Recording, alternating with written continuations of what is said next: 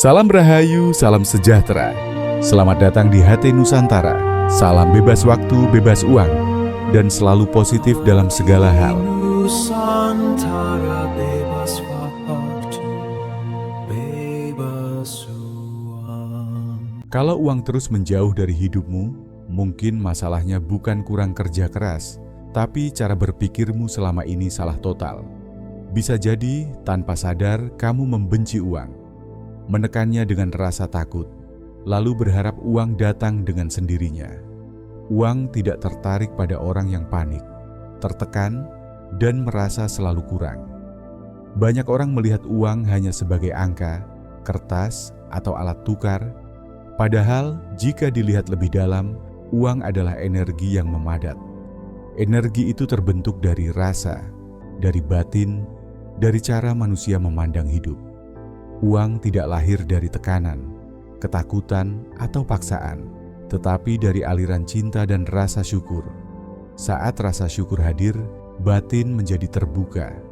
Dalam kondisi itulah frekuensi kelimpahan menemukan jalannya sendiri. Ketika seseorang bersyukur, bukan karena sudah memiliki banyak, tetapi karena mampu menghargai apa yang sudah ada, frekuensi hidupnya berubah. Rasa cukup membuat pikiran lebih tenang, perasaan lebih stabil, dan tindakan menjadi lebih jernih. Dari ketenangan itu, energi uang mengalir dengan cara yang seringkali tidak disadari. Bukan selalu datang tiba-tiba, tetapi muncul lewat kesempatan, pertemuan, dan keputusan yang tepat. Mindset memiliki peran besar dalam urusan keuangan. Cara berpikir yang penuh kekurangan membuat seseorang selalu merasa tertinggal, cemas, dan takut kehilangan. Pikiran seperti itu memancarkan energi yang sempit. Sebaliknya, ketika cara berpikir lebih terbuka, penuh kepercayaan, dan tidak dipenuhi rasa panik, hidup terasa lebih lapang.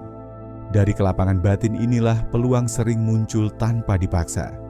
Banyak orang bekerja keras, tetapi batinnya penuh tekanan. Uang memang datang, tetapi cepat habis, cepat bocor, atau selalu diiringi kecemasan. Hal ini terjadi karena frekuensi batin tidak selaras dengan energi kelimpahan. Uang bukan hanya soal usaha fisik, tetapi juga tentang keadaan batin yang melandasi setiap langkah. Frekuensi uang sangat dipengaruhi oleh perasaan yang hidup di dalam diri. Rasa tenang, damai, dan percaya membuat hubungan dengan uang menjadi lebih sehat. Dalam kondisi batin yang tenang, seseorang tidak lagi mengejar uang dengan rasa takut, tetapi berjalan bersama uang dengan kesadaran. Keputusan finansial menjadi lebih bijak, tidak reaktif, dan tidak digerakkan oleh emosi sesaat. Energi positif bukan berarti selalu merasa senang atau tertawa setiap waktu. Energi positif berarti batin tidak terus-menerus melawan kenyataan. Ada penerimaan, ada keikhlasan, dan ada kejujuran terhadap kondisi diri. Dari sinilah hubungan dengan uang berubah. Bukan sebagai tujuan hidup, tetapi sebagai bagian dari aliran kehidupan. Syukur sering disalahpahami sebagai ucapan di mulut semata. Padahal, syukur adalah vibrasi energi yang hidup di dalam diri. Syukur terasa dalam cara bernapas, cara berpikir, dan cara memandang hidup. Ketika rasa terima kasih benar-benar hadir, tubuh dan pikiran memancarkan getaran yang lembut namun kuat. Getaran inilah yang menarik kelimpahan dengan cara yang alami. Rasa terima kasih membuat seseorang tidak lagi bermusuhan dengan uang. Tidak iri, tidak membandingkan, dan tidak merasa kecil di hadapan keberhasilan orang lain. Dalam kondisi ini, uang tidak lagi menjadi beban batin, tetapi menjadi sarana untuk bertumbuh, berbagi, dan menjalani hidup dengan lebih bermakna. Hubungan dengan uang sejatinya adalah cermin hubungan dengan diri sendiri. Saat batin dipenuhi syukur, ketenangan, dan kepercayaan, uang datang sebagai respon, bukan sebagai sesuatu yang dipaksa. Kelimpahan bukan sekadar soal jumlah, tetapi tentang kualitas rasa saat menjalani hidup. Dari rasa itulah energi uang menemukan rumahnya. Kesadaran tentang diri sendiri adalah titik awal dari setiap perubahan besar dalam hidup. Banyak orang ingin mengubah kondisi luar, ingin uang bertambah, ingin hidup terasa lebih mudah, tetapi lupa melihat ke dalam. Ketakutan, rasa kurang, dan kecemasan yang terus muncul sebenarnya bukan berasal dari dunia luar, melainkan dari getaran mental yang hidup di dalam diri. Selama getaran ini tidak disadari, ia akan terus bekerja diam-diam, membentuk cara berpikir, cara merasa, dan cara mengambil keputusan dalam hidup sehari-hari. Rasa takut sering menyamar sebagai kehati-hatian, sementara rasa kekurangan sering dianggap sebagai kenyataan hidup. Padahal keduanya adalah kondisi batin yang terus dipelihara tanpa disadari. Ketika pikiran dipenuhi ketakutan akan kekurangan, batin memancarkan frekuensi yang sempit. Dalam kondisi ini, uang dipandang sebagai sesuatu yang sulit, berat, dan penuh ancaman. Setiap pengeluaran terasa menakutkan, setiap peluang terasa berisiko, dan setiap keberhasilan orang lain justru memicu perbandingan yang melelahkan. Getaran ketakutan dan kekurangan inilah yang mempengaruhi hubungan seseorang dengan uang. Bukan uang yang menjauh, tetapi kesadaran yang tertutup. Ketika batin terus berada dalam mode bertahan hidup, fokusnya hanya pada kekurangan, bukan kemungkinan. Dalam keadaan ini, meskipun peluang datang, seringkali tidak terlihat atau justru ditolak karena rasa takut gagal, takut salah, atau takut kehilangan apa yang sudah ada. Perubahan tidak dimulai dari luar, tetapi dari kesadaran diri yang jujur. Saat seseorang berani mengamati pikirannya sendiri, menyadari pola ketakutan yang berulang, disitulah ruang perubahan terbuka. Kesadaran membuat seseorang berhenti bereaksi secara otomatis. Ia mulai melihat bahwa banyak ketakutan tidak benar-benar nyata, melainkan hasil pengulangan pikiran lama yang tidak pernah dipertanyakan. Mengizinkan diri untuk terbuka terhadap kemungkinan baru adalah langkah penting dalam proses ini. Terbuka bukan berarti ceroboh, tetapi bersedia melihat hidup dari sudut pandang yang lebih luas.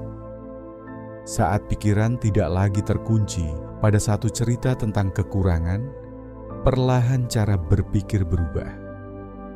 Dari yang semula kaku menjadi lentur, dari yang semula penuh curiga menjadi lebih percaya.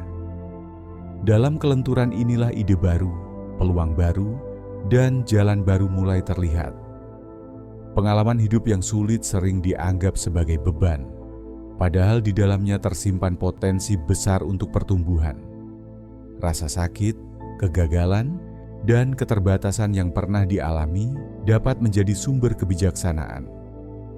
Ketika pengalaman ini dipahami dengan kesadaran, ia tidak lagi melukai, tetapi justru menguatkan.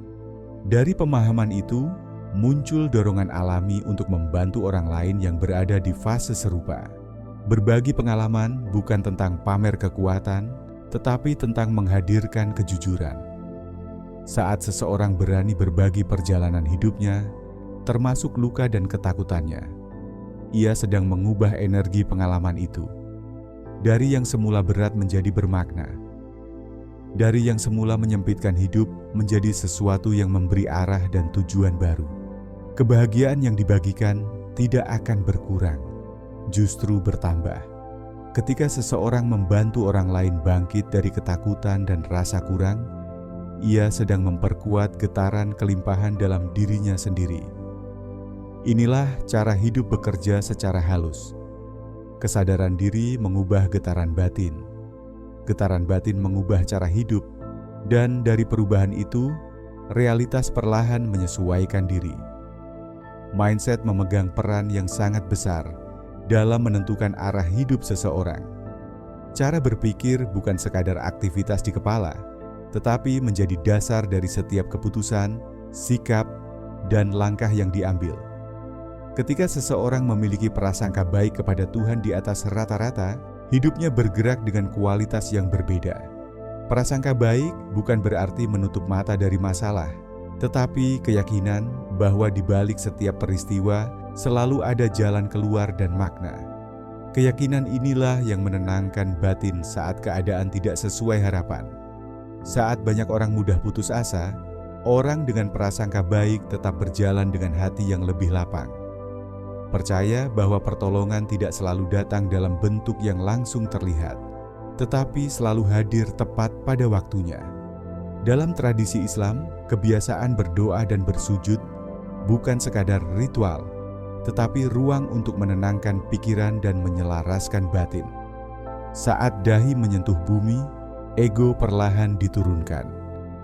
Pada posisi itu, manusia berada dalam keadaan paling jujur, paling dekat dengan kesadaran bahwa diri tidak mengendalikan segalanya.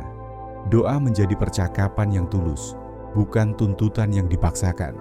Di saat seperti ini, kegelisahan, ketakutan, dan harapan dapat disampaikan tanpa topeng. Pikiran yang semula berisik mulai mereda, napas menjadi lebih teratur, dan emosi yang kacau menemukan tempatnya. Dalam ketenangan inilah kejernihan sering muncul.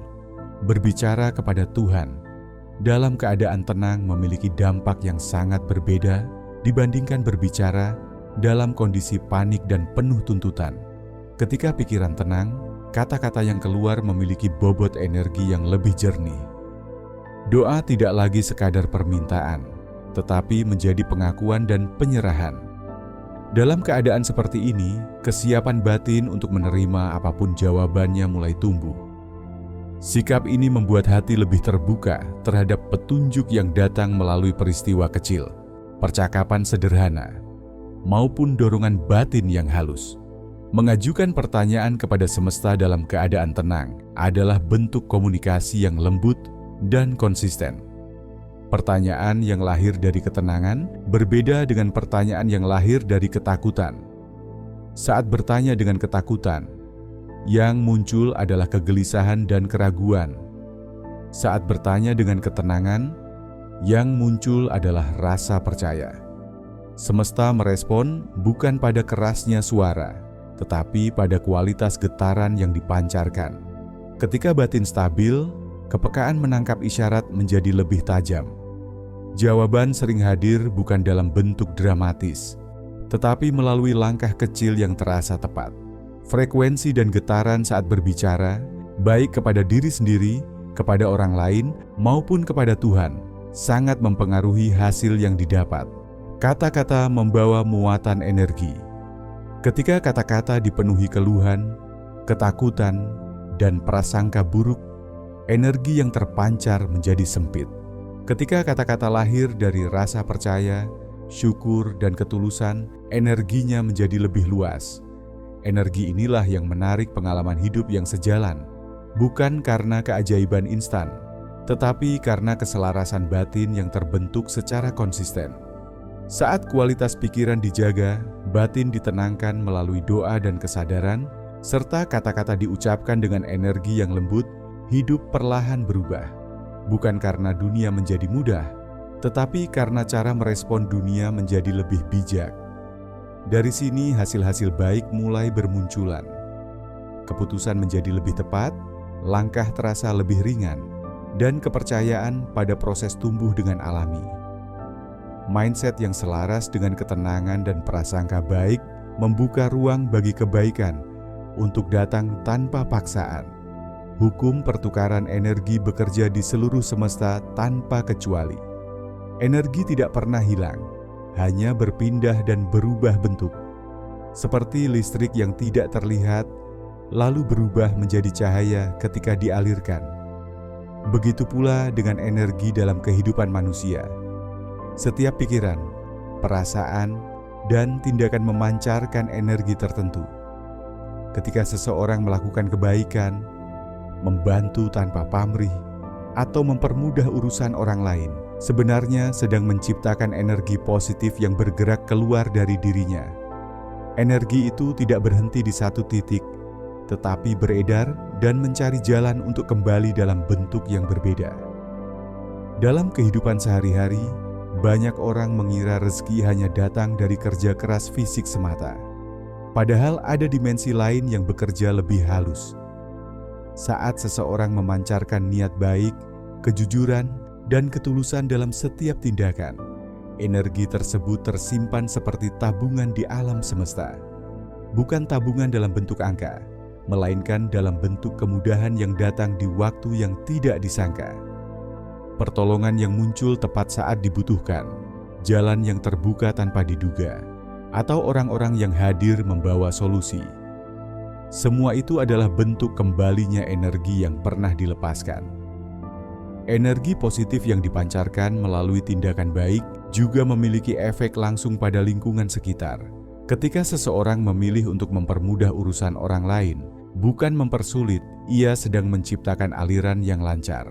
Aliran ini membuat hubungan menjadi lebih harmonis, komunikasi lebih jernih, dan kepercayaan tumbuh dengan alami. Dari sinilah banyak pintu rezeki terbuka.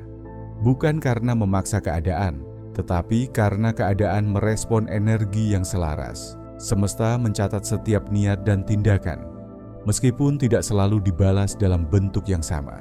Bertanya kepada Tuhan tentang rezeki bukan sekadar meminta hasil, melainkan meminta petunjuk. Ketika pertanyaan diajukan dengan hati yang tenang dan niat yang tulus, jawaban seringkali hadir melalui peluang yang tampak sederhana. Bisa berupa pertemuan dengan seseorang, ide yang tiba-tiba muncul, atau situasi yang awalnya dianggap biasa, namun ternyata membawa perubahan besar. Banyak orang melewatkan jawaban ini karena mengharapkan bentuk yang spektakuler. Padahal jawaban sering datang dalam bentuk kesempatan kecil yang membutuhkan keberanian untuk diambil. Kesempatan dan situasi yang muncul dalam hidup seringkali merupakan cerminan dari pertanyaan batin yang pernah diajukan. Ketika seseorang bertanya dengan jujur tentang cara meningkatkan rezeki, semesta mulai menyusun jalan. Jalan itu tidak selalu lurus dan mudah, tetapi selalu relevan dengan kesiapan batin. Disinilah kesadaran berperan penting. Seseorang yang peka akan melihat peluang sebagai undangan untuk bertumbuh, bukan sebagai beban tambahan. Beramal, meskipun dengan harta yang sedikit, memiliki makna yang jauh lebih besar daripada jumlahnya. Yang bekerja bukan besarnya nilai, tetapi niat dan cinta kasih di baliknya. Saat seseorang memberi dengan tulus, tanpa rasa takut kekurangan, ia sedang menyampaikan pesan kuat kepada semesta bahwa dirinya percaya pada kelimpahan. Pesan ini memiliki getaran yang sangat kuat. Energi dari niat tulus tersebut bergerak, menyentuh hati orang lain, dan membuka pintu-pintu bantuan yang tidak terduga. Banyak orang mengalami keajaiban kecil setelah memberi, bukan karena berharap balasan, tetapi karena energi yang dilepaskan sudah bersih dari pamrih. Bantuan bisa datang dalam bentuk yang berbeda. Bisa berupa dukungan, kepercayaan, peluang kerja, atau kemudahan yang terasa mengalir. Semua itu adalah bagian dari hukum pertukaran energi yang bekerja dengan sangat presisi. Saat seseorang memberi dari ruang cinta, semesta menjawab dengan cara yang paling sesuai untuk pertumbuhan dirinya. Mengalirkan cinta dan kebaikan kepada orang lain tidak selalu harus lewat uang. Banyak orang terjebak pada anggapan bahwa membantu berarti memberi materi, padahal energi cinta jauh lebih luas dari sekadar nominal. Sikap hati yang lapang, niat yang tulus, dan rasa syukur yang jujur sudah merupakan bentuk energi yang kuat. Ketika seseorang hadir dengan empati, mendengarkan dengan sungguh-sungguh, atau memberi perhatian tanpa menghakimi, energi itu sudah memberi dampak besar bagi orang yang menerima. Kebaikan semacam ini seringkali lebih dalam dan lebih lama terasa dibanding bantuan materi semata. Dalam konteks kehidupan sehari-hari, termasuk dunia usaha dan pekerjaan, mengalirkan kebaikan bisa dilakukan lewat dukungan yang konkret. Membantu teman meningkatkan omset penjualan, misalnya, tidak harus dengan modal uang. Kadang yang dibutuhkan hanyalah sudut pandang baru, saran yang jujur, atau ide sederhana yang belum terpikirkan. Kolaborasi, saling merekomendasikan, dan saling menguatkan adalah bentuk aliran energi positif yang nyata. Ketika satu orang tumbuh, lingkungan di sekitarnya ikut bergerak. Dari sini tercipta ekosistem yang sehat, bukan persaingan yang saling melemahkan. Dukungan sosial memiliki peran besar dalam membangun keberhasilan yang berkelanjutan. Banyak usaha berkembang bukan karena kerja sendirian, tetapi karena adanya kepercayaan dan kebersamaan. Saat seseorang membantu dengan niat tulus tanpa perhitungan untung rugi, energi itu kembali dalam bentuk relasi yang kuat. Relasi inilah yang sering menjadi pintu rezeki jangka panjang. Semesta bekerja melalui manusia, dan kebaikan yang mengalir lewat hubungan antar individu akan selalu menemukan jalannya sendiri. Kebiasaan baik yang dilakukan sejak awal proses akan membentuk karakter dalam jangka panjang. Apa yang diulang setiap hari akan menjadi identitas. Ketika seseorang terbiasa bersikap jujur, peduli, dan konsisten dalam hal kecil, karakter itu tertanam kuat. Kebiasaan baik tidak selalu terlihat hasilnya dengan cepat, tetapi ia bekerja secara diam-diam. Seiring waktu, kebiasaan ini membangun kepercayaan, ketenangan batin, dan rasa aman dalam menjalani hidup. Konsistensi adalah kunci dari energi yang stabil. Melakukan hal baik sekali mungkin terasa ringan, tetapi melakukannya terus-menerus membentuk frekuensi hidup yang berbeda.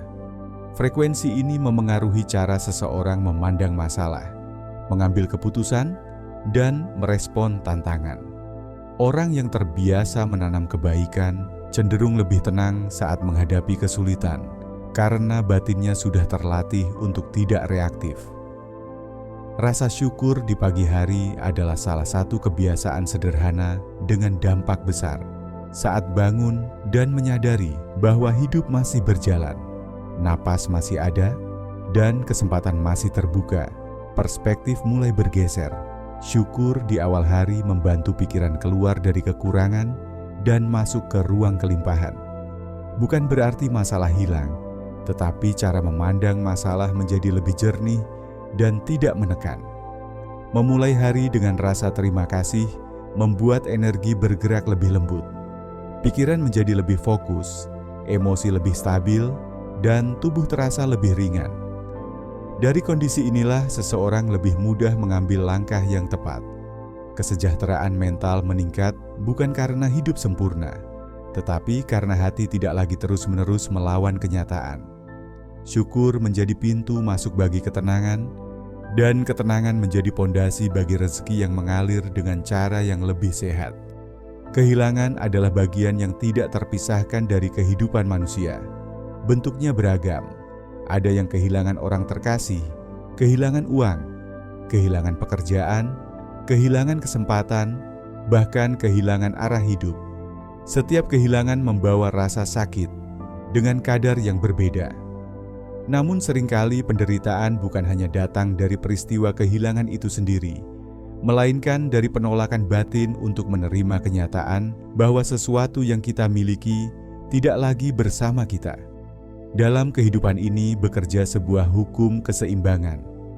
Ada saat menerima, ada saat melepaskan, ada fase memiliki, ada fase tidak memiliki. Tidak ada yang sepenuhnya menetap, sebagaimana tidak ada yang sepenuhnya pergi tanpa makna. Hukum keseimbangan mengajarkan bahwa datang dan perginya sesuatu bukan untuk menghukum, tetapi untuk menjaga keteraturan hidup. Ketika kita memahami hukum ini, kehilangan tidak lagi dipandang sebagai akhir, melainkan sebagai bagian dari siklus yang wajar. Masalah muncul ketika manusia menolak hukum ini. Kita ingin semua yang kita cintai tetap tinggal, semua yang kita miliki tidak pernah berkurang, dan semua yang kita harapkan selalu terwujud. Saat kenyataan tidak sesuai, batin memberontak. Dari sinilah lahir kesedihan yang berkepanjangan, kekecewaan, bahkan kemarahan kepada hidup. Padahal keseimbangan selalu bekerja, dengan atau tanpa persetujuan kita. Introspeksi menjadi langkah penting saat kehilangan terjadi. Bukan untuk menyalahkan diri sendiri, tetapi untuk memahami pesan yang tersembunyi di balik peristiwa tersebut. Setiap kehilangan membawa pelajaran, entah tentang cara kita mencintai, cara kita bergantung, atau cara kita memaknai kepemilikan. Dengan berani menoleh ke dalam, kita mulai melihat bahwa kehilangan seringkali mengajak kita bertumbuh, bukan hancur. Melalui introspeksi, kita belajar membedakan antara kebutuhan dan kemelekatan. Banyak penderitaan lahir bukan karena kehilangan itu sendiri, melainkan karena kemelekatan yang berlebihan. Kita melekat pada uang, pada status, pada orang, pada peran, bahkan pada gambaran hidup yang kita bangun di kepala. Ketika semua itu terguncang, batin terasa runtuh karena identitas kita ikut runtuh bersamanya. Kemelekatan membuat kita menggantungkan ketenangan pada sesuatu di luar diri. Selama objek itu ada, kita merasa aman. Namun ketika ia pergi, kita kehilangan pijakan. Melepaskan kemelekatan bukan berarti berhenti mencintai atau berhenti berusaha, melainkan berhenti menjadikan sesuatu sebagai satu-satunya sumber kebahagiaan. Disinilah kebebasan batin mulai tumbuh. Saat kemelekatan dilepaskan, ketenangan muncul secara alami. Kita tetap bisa bersedih, tetapi tidak tenggelam. Kita tetap bisa kehilangan, tetapi tidak kehilangan diri sendiri. Hukum keseimbangan kembali terasa adil, karena setiap yang pergi memberi ruang bagi sesuatu yang baru untuk datang. Bukan selalu dalam bentuk yang sama, tetapi dalam bentuk yang dibutuhkan oleh jiwa. Kehilangan pada akhirnya mengajarkan kita untuk hidup dengan lebih sadar. Sadar bahwa tidak ada yang benar-benar kita miliki selamanya. Dan justru karena itulah setiap momen menjadi berharga. Dengan memahami keseimbangan, melakukan introspeksi, dan melepaskan kemelekatan, kehilangan tidak lagi menjadi luka yang mematikan, melainkan pintu menuju kedewasaan batin dan ketenangan yang lebih dalam. Seringkali manusia menghabiskan hidupnya untuk mencari sesuatu di luar dirinya. Mencari jawaban, mencari kebahagiaan, mencari ketenangan, mencari rezeki, bahkan mencari makna hidup. Padahal apa yang dicari itu sebenarnya tidak pernah benar-benar pergi. Ia sudah ada sejak awal, berdiam di dalam diri, menunggu untuk disadari. Pencarian keluar seringkali membuat kita lupa bahwa sumber utama kehidupan justru ada di dalam kesadaran kita sendiri. Realita hidup yang kita hadapi setiap hari memunculkan berbagai harapan dan keinginan. Kita ingin hidup lebih baik, lebih tenang, lebih cukup, lebih bermakna. Keinginan itu bukan kesalahan.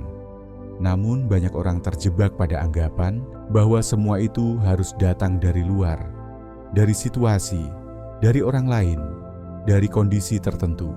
Padahal kehidupan tidak pernah pelit. Semua potensi yang dibutuhkan untuk mewujudkan harapan itu sudah tersedia, hanya saja belum disadari sepenuhnya. Kesadaran menjadi kunci utama untuk membuka apa yang selama ini tertutup. Saat seseorang mulai sadar, ia berhenti bereaksi secara otomatis terhadap hidup. Ia mulai mengamati, memahami, dan merasakan apa yang terjadi di dalam dirinya. Dari kesadaran inilah potensi mulai muncul ke permukaan. Solusi yang sebelumnya terasa jauh, perlahan menjadi jelas. Jalan yang dulu tampak buntu, mulai terbuka dari arah yang tidak disangka. Banyak orang mengira solusi datang dalam bentuk keajaiban besar. Padahal seringkali solusi hadir sebagai pemahaman sederhana yang lahir dari kesadaran mendalam. Saat kesadaran meningkat, cara pandang berubah, cara berpikir menjadi lebih jernih. Pilihan-pilihan yang sebelumnya tidak terlihat, kini terasa nyata. Inilah momen ketika seseorang menyadari bahwa dirinya tidak kekurangan apapun, hanya kurang menyadari apa yang ia miliki. Dalam perspektif yang lebih luas, kehidupan menyimpan potensi dalam dimensi yang belum terwujud. Dimensi ini sering disebut sebagai ruang kemungkinan, tempat segala potensi berada sebelum menjadi realita fisik. Segala hal yang kita alami hari ini berawal dari sana. Pikiran, perasaan, dan kesadaran kita menjadi jembatan yang menghubungkan potensi dengan kenyataan. Ketika seseorang hidup tanpa kesadaran, potensi itu tetap ada, namun tidak terakses. Ia seperti berada di ruangan penuh cahaya, tetapi memilih menutup mata. Sebaliknya, ketika kesadaran terbuka, potensi itu mulai mengalir.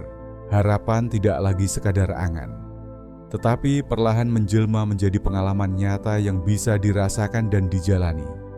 Proses mengubah harapan menjadi realita bukan tentang memaksa keadaan, melainkan tentang menyelaraskan kesadaran. Saat kesadaran selaras, tindakan menjadi tepat. Saat tindakan tepat, realita bergerak mengikuti. Hidup tidak lagi terasa sebagai perjuangan yang melelahkan, melainkan sebagai proses penemuan diri yang terus berkembang. Pada akhirnya, apa yang selama ini dicari di luar hanyalah pantulan dari apa yang belum disadari di dalam. Ketika seseorang benar-benar memahami hal ini, ia berhenti mencari dengan gelisah. Ia mulai berjalan dengan tenang, karena tahu bahwa apapun yang ia butuhkan sudah ada, tinggal disadari, dihidupkan, dan diwujudkan melalui kesadaran yang utuh. Pada akhirnya, seluruh perjalanan ini bermuara pada satu pemahaman sederhana, namun mendalam, bahwa hidup tidak pernah benar-benar kekurangan apapun. Apa yang kita sebut masalah, kehilangan, keterbatasan atau kegagalan seringkali hanyalah cara hidup mengajak kita kembali sadar.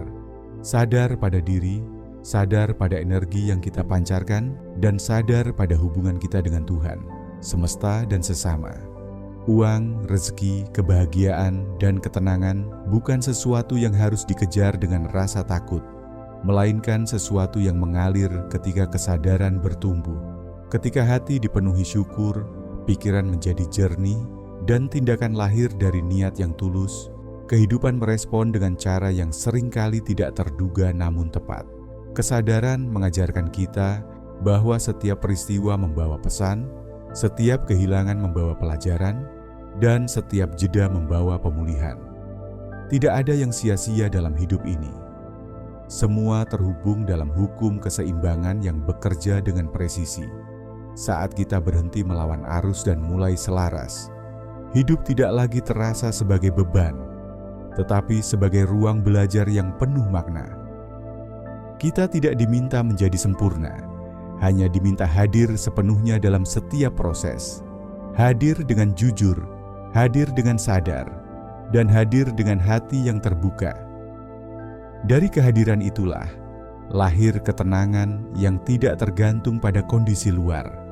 Dari ketenangan itu, tumbuh kelimpahan yang tidak hanya bersifat materi, tetapi juga batin.